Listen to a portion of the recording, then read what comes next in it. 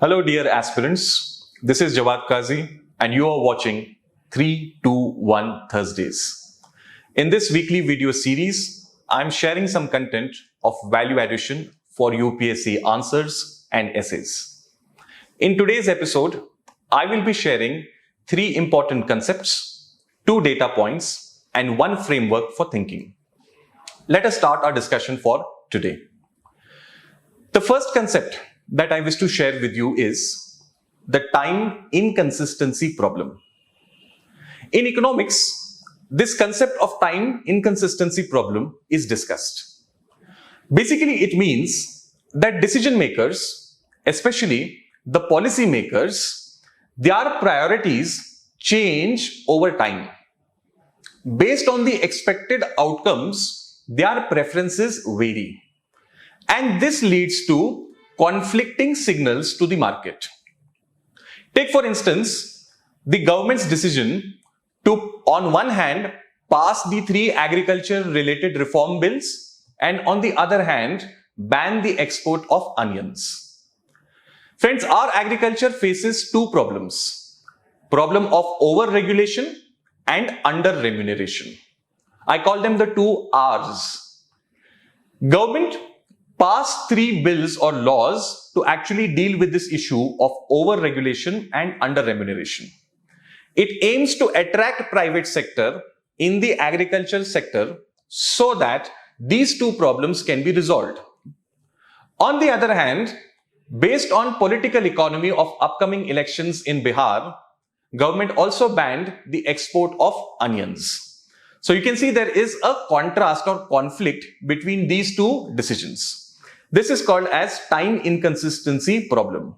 On one side, we are sending a positive kind of a signal to the private sector, and on the other side, we are sending another conflicting signal by banning the export of onions. This is called as the time inconsistency problem, which has been in news recently. The second concept that I wish to share with you is called as dwarf firms. Dwarf, जिसको हम हिंदी में बौना कहते हैं, midget or small heighted. This concept of dwarf firms was shared by Economic Survey of 2019. According to that survey, in India, in the organized manufacturing sector, close to 50% of the firms fall in this category of dwarf firms. These firms are those firms which are functioning for last more than 10 years and yet employ less than 100 workers. Such firms who are functional for more than 10 years and yet employ less than 100 workers are called as dwarf firms by the Economic Survey. The problem with these firms is, guys, that on one side, they are almost 50% of our organized manufacturing sector, but on the other side, they generate employment for barely around 14% of the overall labor employed in this sector. Further, in terms of value added, the net value added NVA of these dwarf firms is very low at 7.6%. Survey says that these firms are not really productive and helpful in terms of generating employment. So we would rather prefer to have firms grow in size as they age instead of remaining dwarf. Dwarf firms are antithetical to productivity and generation of employment. Why do these firms stay as dwarfs? Mostly because of the policy disincentives to grow that we have in place. If you remain small, less than 100 employees or 100 workers, then you get flexible labor laws in the country. You get access to schemes like GST compensation scheme. You get access to priority sector lending. So there is a disincentive to grow and incentive to remain small. A lot of entrepreneurs, instead of growing their firm, what they do is they set up another firm, keeping it within that range of less than 100 workers. This leads to loss of employment and productivity. Hence, government has recently come out with the 4 codes regarding labor laws. And in these labor laws, government has reformed the laws, made it more flexible so that firms would be incentivized to grow rather than remain dwarf. Okay? There is a debate around several of these provisions regarding the labor laws. I have discussed that in my another series, Unique Panoptic, weekly articles discussion series. You can watch those videos to get the intricacies of it. The third concept that I wish to discuss is K-shaped recovery. Guys, as the world races towards vaccine for the coronavirus, we need to think beyond the COVID and visualize the contours of the post-COVID world. Many experts are now believing that the world will see what they call as a K-shaped economic recovery. What is meant by this K-shaped economic recovery? Just as in the alphabet K, we have one arm that goes upwards and another arm that goes downwards. In this economic recovery post-COVID, some sectors of the economy, certain types of companies will recover very well and rather rapidly, even do better than what they did before COVID pandemic. Whereas other sectors will perform worse and will take a very long time to actually recover. So this is what they have used as an analogy of the alphabet K, and they're calling it as the K-shaped recovery. This is very crucial, friend, because already we live in a fractured world. The gap between haves and have-nots is already very wide. If a K-shaped recovery actually takes place, there will be even more concentration of wealth in few hands. This will inevitably lead to different types of social tensions. It will then spiral into toxic politicization, polarization, and conflicts of different sort. Hence, it's important that we prevent a K-shaped recovery and rather have a V-shaped recovery where all the sectors of the economy actually move upwards together.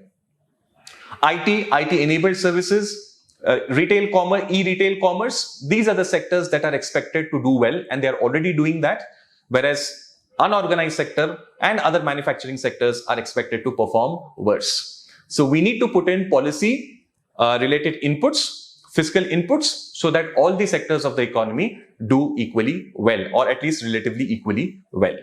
So this was the third concept that I wanted to discuss, that is the K-shaped recovery. So guys, we saw three concepts in this segment. First, we spoke about the time inconsistency problem. Then we spoke about the dwarf firms, and thirdly, we spoke about the K-shaped recovery. Let us come to the second segment and discuss two important data points. Friends, my two data points, the first of these two data points deals with the SOFI report.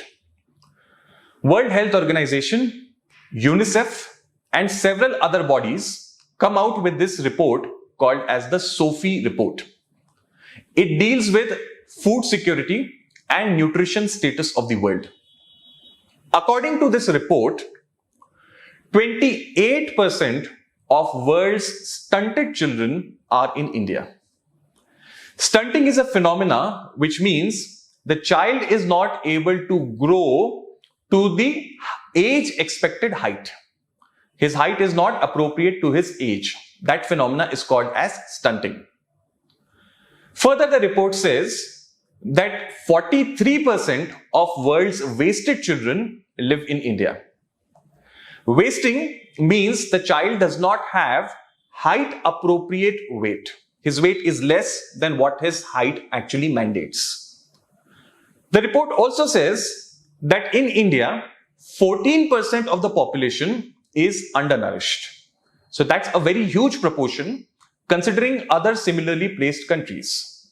Countries like China, Brazil, who are part of the BRICS grouping, they have it less than 2.5%, whereas in case of India, we stand at around 14%.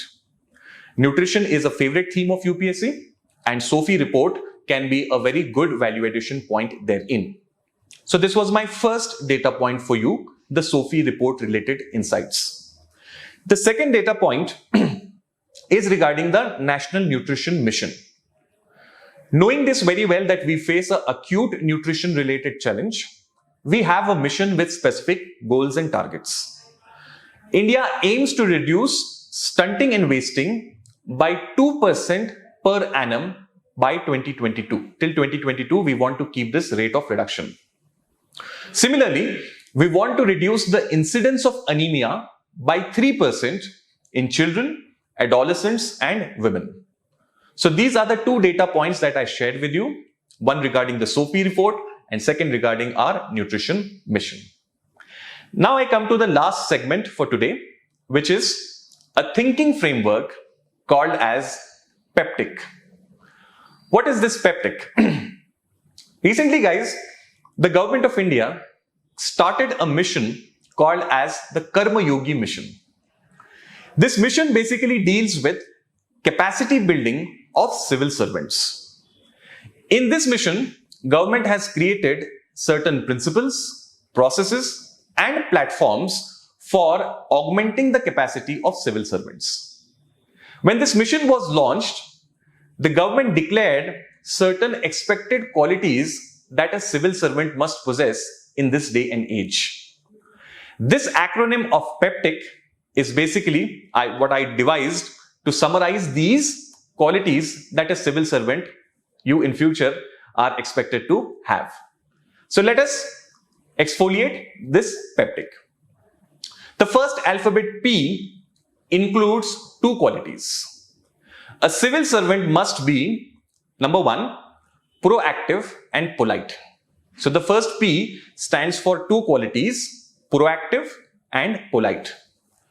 Proactiveness means, guys, that the civil servant must take initiative before certain things take place.